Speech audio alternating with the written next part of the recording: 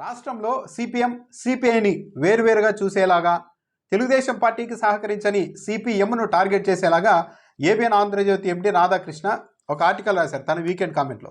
దీనిపైన ఇప్పుడు సిపిఎం చాలా ఆగ్రహం వ్యక్తం చేస్తోంది. ప్రజాశక్తి పత్రికలో రాధాకృష్ణ రాసిన వ్యాఖ్యలకి కౌంటర్ని కూడా తొలి పేజీలోనే ప్రచురించారు. మొన్నటి ఎమ్మెల్సీ ఎన్నికల్లో లక్ష్మణరావు ఓడిపోవడానికి కారణం వైఎస్ఆర్ కాంగ్రెస్ పార్టీనే అంటూ కూడా రాధాకృష్ణ విశ్లేషించారు. అంటే సిపిఎంను తీసుకొచ్చి వైఎస్ఆర్సీపీ ఘాటను కట్టే ప్రయత్నం చేశారు. దీనిపైనే ప్రజాశక్తి పత్రికలో చాలా ఘాటైన కౌంటర్ రాశారు.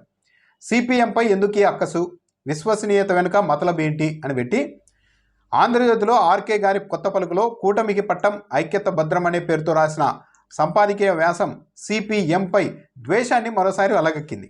గత 3 మాసాల్లో సిపిఎంపై ఇలా దుర్మార్గంగా దాడి చేయడం, నిరాధారణ ఆరోపణలు చేసి ఆంధ్రజ్యోతి పాఠకుల్ని నమ్మించాలని ప్రయత్నించడం వెనుక మతలబు ఏమిటో సులువుగానే అర్థం చేసుకోవచ్చు.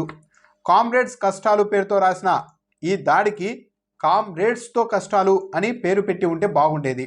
అంటే కామ్రేడ్స్ కష్టాలు అని ఆంధ్రజ్యోతి ఎండి టైటిల్ పెట్టి రాశారు. మరి దానికి కామ్రేడ్స్తో కష్టాలు అని పెట్టుకోవాల్సింది అని సిపిఎం తరఫున ప్రజాశక్తి పత్రిక రాసింది. తెలుగుదేశం 9 నెలల పాలనా వైఫల్యం, ప్రజల్లో వస్తున్న అసంతృప్తిని తగ్గించాలంటే ప్రజల తరఫున గట్టిగా నిలబడి పోరాడుతున్న సిపిఎం విశ్వసనీయతను దెబ్బతీయకుండా సాధ్యం కాదని రాధాకృష్ణ గారు గ్రహించారని స్పష్టంగా అర్థమవుతోంది. తెలుగుదేశాన్ని కాపాడే ప్రయత్నంలో సిపిఎంపై ఉద్దేశపూర్వకంగానే దాడి చేస్తున్నారు. మంచి కుక్కను కొట్టాలంటే పిచ్చి కుక్కగా ముద్ర వేయాలన్న చాణక్య నీతిని ఆయన ఇక్కడ ప్రదర్శించారు. అందుకే ఉన్నవి లేనివి కల్పించి సిపిఎంపై ఆరోపణలు చేసి దాని విశ్వసనీయతపై దెబ్బ కొడితే ప్రజా ఉద్యమాలను అరికట్టవచ్చని, అసంతృప్తిని అదుపు చేయవచ్చని ఆయన భావిస్తున్నారు. రానున్న రోజుల్లో సిపిఎం ఆధ్వర్యంలో ఉద్యమాలు ఉధృతమవుతాయని వారికన్నా ముందే ఈయన పసిగట్టినట్టున్నారు. అందుకే ఈ ముందస్తు దాడి. వైసీపీ కోసమే వారి తరఫున రహస్యంగా సిపిఎం ఈ పని చేస్తుందని నమ్మించడానికి నానా తంటాలు పడుతున్నారు.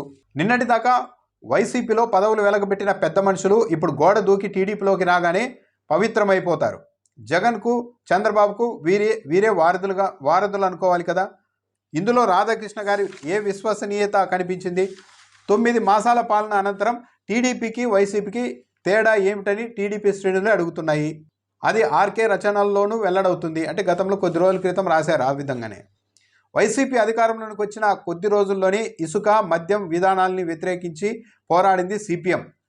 ఒక్కసారి ఆంధ్రజ్యోతి పాత ఫైళ్లు తిరిగేయాలని రాధాకృష్ణ గారిని కోరుతూ ఉన్నాము. దిగజారుడు విమర్శలతో ఆర్కే గారి విశ్వసనీయత ప్రశ్నార్థకం కాకుండా చూసుకోవాలని కోరుకుంటున్నాం. ఇక సిపిఎం గత కాలపు నిజాయితీ, నిక్కచ్చి, విశ్వసనీయత గురించి రాధాకృష్ణ గారు రాస్తూ అవి ఇప్పుడు లేవని, నాయకత్వం జగన్తో రహస్య ఒప్పందాలు చేసుకుందని నిరాధార ఆరోపణలు చేశారు. ఆయన వద్ద ఏమైనా సాక్ష్యాధారాలుంటే బయట పెడితే ప్రజలు కూడా సంతోషిస్తారు. తాను ఒక జర్నలిస్టునన్న విషయాన్ని మర్చిపోయి అనైతికంగా రాజకీయ నాయకుడిలాగా సిపిఎంపై ద్వేషంతో నిరాధార ఆరోపణలు చేయడంలో విశ్వసనీయత ఎంతో ఆలోచించుకుంటే మంచిది. ఇలాగే సిపిఎంపై దిగజారి ఆరోపణలు చేసుకుంటూ పోతే వారి విశ్వసనీయతకే ముప్పు వస్తుందని గ్రహించాలి. ఎమ్మెల్సీ ఎన్నికల్లో టీడీపీ గెలుపుతో 1000 ఏనుగుల బలం వచ్చిందని ఉబ్బిబ్బి తబ్బైపోతున్నారు. పీడీఎఫ్పై గెలవడానికి టీడీపీ అనేక అక్రమ పద్ధతులు అనుసరించింది. రాధాకృష్ణ గారికి ఈ విషయం తెలుసుకొని విస్మరించినట్టు నటిస్తున్నారు. పీడీఎఫ్పై గెలిచి టీడీపీ చేసుకుంటున్న సంబరాలు చూస్తుంటే ఎంత భయపడ్డారో ఎవరికైనా ఇట్టే అర్థమైపోతుంది. టీడీపీ శ్రేణులే ఆశ్చర్యపోతున్నాయి. ఏమిటి అల్ప సంతోషమని ముక్కున వేలేసుకుంటున్నారు. రాధాకృష్ణ గారికి మాత్రం ఇది 1000 ఏనుగుల బలం ఇచ్చింది. రాధాకృష్ణ గారి బాధ నాడు సిపిఎం పోరాటాలు చేయనందుకు కాదు, ఇప్పుడు చేస్తున్నందుకు. అసలు విషయం దాచిపెట్టి నిందారోపణలకు దిగుతున్నారు. ఇదేనా మీ నిజాయితీ? సిపిఎం ఏనాడు వైసీపీతో సీట్ల సర్దుబాటు కోసం తహతహలాడలేదు. కనీసం ఆలోచన కూడా లేదు. వైసీపీకి వ్యతిరేకంగా టీడీపీతో కలవనందుకే ఆర్కే గారికి బాధగా ఉంది. సిపిఎం ఇద్దరితోనూ కలవలేదు. కారణం బీజేపీతో టీడీపీకి ఉన్న స్నేహం. అంటే ఇప్పుడు కమ్యూనిస్టులు, సిపిఎం, ప్రజాశక్తి పత్రిక చెప్తూ ఉన్నది ఏంటి అంటే రాధాకృష్ణ ఆలోచన సిపిఎం కూడా తెలుగుదేశం పార్టీతో కలవాలని.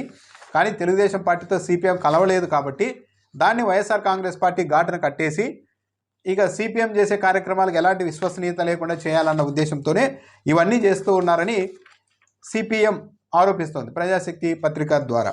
అయితే ఇక్కడ గమనించాల్సింది ఏంటంటే రాష్ట్రంలో 1% ఓటు కూడా లేని ఒక పార్టీ కమ్యూనిస్టుల తరఫున ఒక అభ్యర్థి నిలబడి పోటీ చేసి ఓడిపోతే దానికి వైఎస్ఆర్ కాంగ్రెస్ పార్టీ వల్ల ఓడిపోయారని రాయడంలోనే చాలా విచిత్రం అనిపిస్తుంది.